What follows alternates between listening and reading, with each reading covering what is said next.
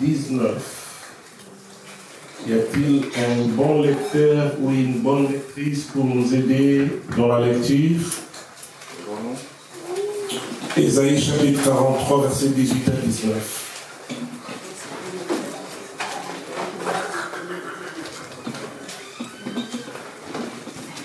Un lecteur, s'il vous plaît, pour la lecture. Je lis la parole de Dieu au nom de Jésus. Amen. Ésaïe 43, versets 18 à 19. Amen. Ne pensez plus aux événements passés. Amen. Et ne considérez. Vous pouvez connaître des moments difficiles, mais cela ne veut pas dire que les moments difficiles vont demeurer toute votre vie. Les moments difficiles peuvent arriver, mais après un moment, le Seigneur fera que vous puissiez oublier, sortir des moments difficiles. Et Dieu dit à son peuple, ne pensez plus aux événements passés. Peut-être que vous qui êtes là aussi, vous avez connu des moments très difficiles, mais la parole de Dieu nous dit, ne pensez plus aux événements passés. Dieu nous promet, quand il dit ne pensez plus aux événements passés, parce qu'il a prévu des grandes choses pour nous. Amen. Et des choses extraordinaires que Dieu a prévues pour nous, c'est ce que nous appelons l'innovation. L'innovation, c'est le monde de Dieu. L'innovation, c'est connaître des choses que vous n'avez jamais connues. L'innovation, c'est connaître de nouvelles choses. Expérimenter l'amour de Dieu par de nouvelles choses qui peuvent arriver. L'innovation, le monde de Dieu. Ne pensez plus aux événements passés, mais la suite nous dit quoi? Et ne considérez plus ce qui est ancien. Peut-être que les événements passés, les choses anciennes, c'était très difficile pour vous. Mais quand Dieu dit ça, c'est parce qu'il sait déjà ce qu'il a préparé pour vous. Amen. Il sait où il veut vous emmener. Dieu ne veut pas que vous puissiez rester dans la tristesse.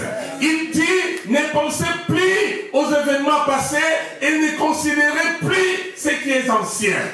La suite, voici, je veux faire une chose nouvelle sur le point d'arriver. Dieu veut faire des choses nouvelles. Les choses nouvelles sont sur le point d'arriver. Mais qu'est-ce qui se passe? Ce qui se passe est que ne la connaîtrez-vous pas? Dieu est capable de frayer un chemin là où les hommes ne peuvent pas comprendre.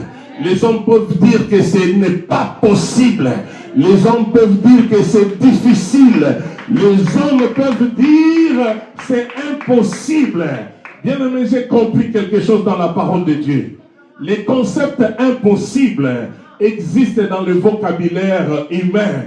Mais dans le langage de Dieu, ces concepts n'existent pas. Rien n'est impossible à Dieu. Et si rien n'est impossible à Dieu, tout est possible à celui qui croit. Il suffit seulement de croire et l'impossibilité deviendra possible. Même si les gens disent que tu ne réussiras jamais. Les gens peuvent dire que ça ne marchera jamais. Mais l'impossible n'est pas de Dieu. L'innovation plutôt. L'innovation, c'est le monde de Dieu. Mais l'impossible n'est pas de Dieu. Aïe, aïe, aïe, aïe, aïe. Est-ce que quelqu'un peut dire Amen? Vous savez, Israël, devant la mer rouge, le peuple voyait déjà la mort. Parce que devant, il y avait la mer rouge. À côté, il y avait des forêts. Mais derrière, il y avait les Égyptiens. Alors le peuple pleurait. Le peuple ils ont dit à Moïse, pourquoi tu nous as amenés ici? Il fallait nous laisser mourir en Égypte. Parce que ici, nous allons mourir comme des animaux. Nos corps n'auront pas de tombe. Mais pourquoi tu nous as amenés? Le peuple était en train de murmurer, en train de pleurer, parce qu'il voyait déjà leur mort. Mais Dieu a intervenu. Dieu a créé un chemin là où ce n'était pas possible. Les chemins étaient créés dans la mer. Ce qui est impossible aux hommes est possible à Dieu.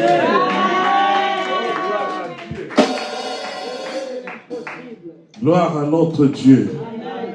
L'innovation, c'est le nom de Dieu. Dieu veut créer un chemin. Un chemin là où le chemin ne peut pas être créé. je mettrai un chemin dans les déserts. Même dans les déserts, Dieu est capable de frayer, de mettre un chemin. Même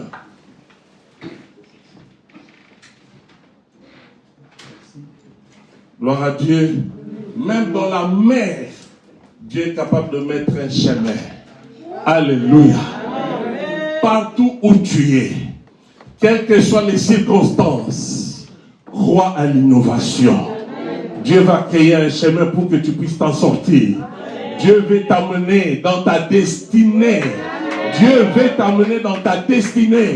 Il va frayer un chemin pour que tu passes et que tu arrives dans ta destinée. L'innovation, monde de Dieu. Amen. Je vais m'adresser à quelqu'un qui se sent bloqué. Quelqu'un qui se sent à la fin de sa vie. Quelqu'un qui n'a plus d'espoir. Je suis venu t'annoncer l'innovation. Dans l'innovation, Dieu va commencer quelque chose d'extraordinaire dans ta vie. Là où tu ne pensais pas que quelque chose peut arriver, mais Dieu fera l'impossible. Alléluia. Je me rappelle quand j'étais encore un enfant, à l'école primaire, on nous enseignait et on nous disait 1 moins 2 égale combien? 1 moins 2 égale combien? On disait impossible. On disait impossible, voilà. Nous, chez nous, là, 1 moins 2 égale impossible. À l'école primaire, c'était comme ça. Mais quand on a grandi, on a compris qu'il y avait une réponse. 1 moins 2 égale moins 1. C'était impossible par rapport à notre intelligence, par rapport à notre niveau. Mais quand on a grandi, on avait plus d'intelligence, on a compris qu'il y avait une réponse. Là où tu ne vois pas de réponse, c'est par rapport à ton niveau. Si tu grandis dans la foi, tu vas comprendre qu'il n'y a pas d'impossibilité. Tu vas comprendre que rien n'est impossible à Dieu. Il suffit seulement de croire. Il suffit seulement de progresser. Il suffit seulement d'avancer pour comprendre que rien n'est impossible à Dieu. Alléluia. Quittons cette étape-là d'enfance. Allons de l'avant. Avec la croissance, nous allons vivre l'innovation. Quelqu'un peut dire un bon amen. Quand vous avez commencé votre grand thème de l'innovation depuis le début de l'année, je crois que vous avez suffisamment compris c'est quoi l'innovation. Mais je suis dans l'obligation de vous donner quand même quelques explications. Sur le plan étymologique, quand on parle de l'innovation, ça vient du latin, qui veut dire en français rendre nouveau. L'innovation veut dire renouveler. L'innovation veut dire aussi refaire. Il y a plusieurs mots qui peuvent nous aider à comprendre l'innovation, mais l'innovation, c'est aussi le fait de restaurer. L'innovation, c'est transformer. L'innovation, c'est changer. Je peux m'arrêter là. L'innovation. Je pense qu'avec ces quelques mots, nous pouvons comprendre c'est quoi l'innovation. Rendre nouveau, renouveler, refaire, restaurer, transformer ou changer. Alléluia. L'innovation, en fait, c'est l'action d'innover. Quand on parle d'innover, c'est introduire quelque chose de nouveau. Introduire quelque chose qui n'existait pas. C'est ça l'innovation. Alléluia. Dieu peut innover ta vie. Dieu peut changer ta vie. Dieu peut amener de nouvelles choses dans ta vie. Des choses que tu n'as jamais connues peuvent arriver dans ta vie parce que l'innovation, c'est le monde de Dieu. Alléluia. Si tu es habitué dans la maladie, l'innovation fera que tu sois guéri. Miraculeusement, sans pour autant que tu sois soigné par un médecin. Mais Dieu est capable de le faire. Moi, j'ai dit souvent, j'aime la spiritualité. J'aime la délivrance. J'aime le miracle. Et j'ai dit souvent, si vous êtes malade et que derrière cette maladie, il y a un esprit démoniaque, la médecine ne sera pas en mesure de vous guérir. Amen. Parce que votre maladie vient d'une source satanique. Alléluia. Amen. Et si cette maladie vient de l'ennemi, du diable, de Satan, des démons, des sorciers, une seule personne est capable de vous guérir. C'est l'Éternel des armées. Parce que rien ne lui résiste. Alléluia. Amen. Vous pouvez faire 12 ans en train de suivre des traitements, mais il n'y aura pas de changement. Voyons l'exemple de la femme de 12 ans, la femme de la perte de sang. La Bible dit, elle a tout dépensé auprès de médecin. Pendant 12 ans, la femme n'a pas croisé les bras. Chaque jour, la femme allait chercher la guérison chez le médecin. Mais 12 ans après, la femme a compris qu'il me faut autre chose. La femme avait besoin de l'innovation, la chose qu'elle n'a jamais connue dans sa vie. Et c'est comme ça que la femme a entendu parler de Jésus. Et ayant entendu parler de Jésus, elle est allée chercher où se trouvait Jésus. Et c'est comme ça que l'innovation est venue dans la vie de cette femme. L'innovation, c'est quelque chose qui n'a jamais existé. Une chose qui commence, qui vient de commencer. Et Dieu veut innover la vie d'une personne. Ah, je croyais que tu allais dire un bon amen. Dans l'innovation, un pauvre peut devenir riche. Dans l'innovation, un possédé peut être délivré.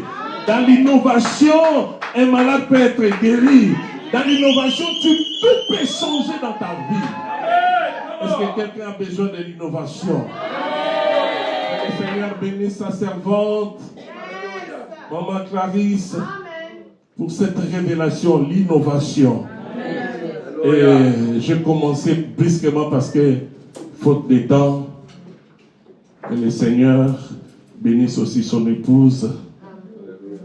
Que le Seigneur bénisse toute la sainteté qui travaille avec Maman Clarisse. Amen. Et que le Seigneur bénisse toute l'Église. Amen. Alléluia. Amen. Amen. Je me rappelle qu'il y a plusieurs années, combien, à peu près 30 ans, où Maman Clarisse est venue me voir pour me dire, papa, je vais organiser une journée d'évangélisation. 30 ans passés. Et puis, elle me dit, bon, moi j'ai l'argent. Je peux faire des dépenses, louer la salle, ainsi de suite. Parce que elle sort d'une famille très riche. Moi, j'ai connu sa famille. Maman Clarisse me dira, j'ai l'argent, je peux louer une salle, des instruments, tout ça. Mais je vais que vous puissiez m'aider pour organiser cette activité. On a loué la salle. Je me rappelle que moi, j'étais le modérateur pour introduire Maman Clarisse prêcher dans cette grande salle. Et c'était une grande campagne d'évangélisation. Je porte cette femme dans mon cœur. Alléluia. Peut-être que c'est la première fois que je suis venu ici, mais j'ai la soutien dans son ministère. Il a même déjà prêché chez nous à l'église à Paris. C'est une servante de Dieu. Quelqu'un qui a la grâce de Dieu. Et une femme qui aime Dieu. C'est pourquoi je n'ai pas hésité de venir vous parler de la part de Dieu à cause de cette femme exceptionnelle. Papa Ricardo, que Dieu te bénisse. Amen. Alléluia. Amen. L'innovation. L'innovation résulte à la fois d'une nouvelle idée, je parle d'une nouvelle idée, faisant appel à la créativité. Quand on parle de l'innovation, nous voyons des nouvelles idées, mais qui appellent la créativité. L'innovation, c'est la réalisation concrète. L'innovation, c'est la réponse aux attentes des consommateurs, des gens qui sont dans les besoins. L'innovation, c'est apporter le changement. L'innovation vise à obtenir un avantage compétitif L'innovation, c'est pour satisfaire les besoins des humains. Voilà l'innovation, bien-aimée dans le Seigneur. Et nous pouvons retenir ceci. L'innovation se distingue de l'invention. L'innovation se distingue de la découverte par son caractère opérationnel et sa mise en œuvre concrète. Parce que quand on parle de l'invention ou la découverte c'est quelque chose qui existe déjà, mais qui n'était pas peut-être connu, que vous allez découvrir. Quand on parle de l'invention, c'est réunir ce qui existait déjà pour créer. Mais l'innovation, c'est commencer quelque chose qui n'a jamais existé. Alléluia. Alléluia. Amen. L'innovation, c'est le monde de Dieu. Vous savez, pour créer, qu'est-ce que Dieu a fait pour créer? La Bible dit dans Romains chapitre 4, la Bible dit, il appelle à l'existence les choses qui n'existaient pas. Voilà la création. La création, Dieu n'a pas créé par des choses qui existaient déjà. Il a créé par des choses qui n'existaient pas. Amen. Parce qu'il a appelé à l'existence les choses qui n'existaient pas. La lumière n'existait pas. La Bible dit qu'il y avait le ténèbre sur toute la terre. Il y avait le chaos. Mais Dieu a dit que la lumière soit et la lumière fut. Ça, c'est l'innovation. Amen. Appeler quelque chose qui n'a jamais existé, quelque chose que les hommes n'ont jamais connu, l'appeler à l'existence. Au nom de Jésus, avant la fin de ces séminaires, quelqu'un va entrer dans l'innovation. Quelqu'un va recevoir des choses qu'il n'a jamais connues dans sa vie. Oh, gloire au Seigneur. Parce que nous parlons de l'innovation qui est le monde de Dieu. Tu vas recevoir quelque chose que tu n'as jamais reçu. Je me rappelle une fois, je suis allé prêcher. Je suis allé prêcher dans un pays. J'habitais au Congo, à Kinshasa. On m'avait invité pour aller prêcher dans un autre pays. Je suis allé prêcher, bien aimé dans le Seigneur. À ce temps-là, j'avais des difficultés même pour m'habiller. J'avais des difficultés.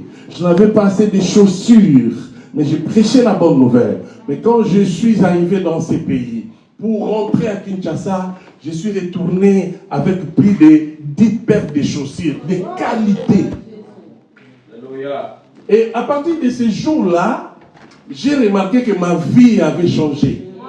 Je suis rentré à Kinshasa, je puis acheter une voiture pour ma femme. Alléluia. C'est l'innovation, c'est-à-dire vous recevez quelque chose qui n'existait pas, un niveau. Donc la dimension a changé. La dimension de quelqu'un va changer pendant ces séminaires. Je parle de ta dimension qui va changer pendant ces séminaires. Que le Seigneur vous bénisse. Nous voulons gagner le temps aujourd'hui pour que vous puissiez retourner paisiblement. Demain, inviter les gens. Nous allons prier et tu ne seras plus la même personne. Ta vie sera changée. Dieu est capable de t'amener dans un autre niveau. Dieu est capable d'amener dans ta vie une autre dimension. Et c'est pendant ces 3 jours que cela va arriver. Parce qu'aujourd'hui déjà nous comptons que nous avons commencé. Que l'Éternel vous bénisse. Qu'il bénisse sa parole au nom de Jésus. Amen. Alléluia. Amen, amen, amen, amen, amen, amen. Acclamons encore très fort pour la parole de ce soir. Alléluia. Alléluia.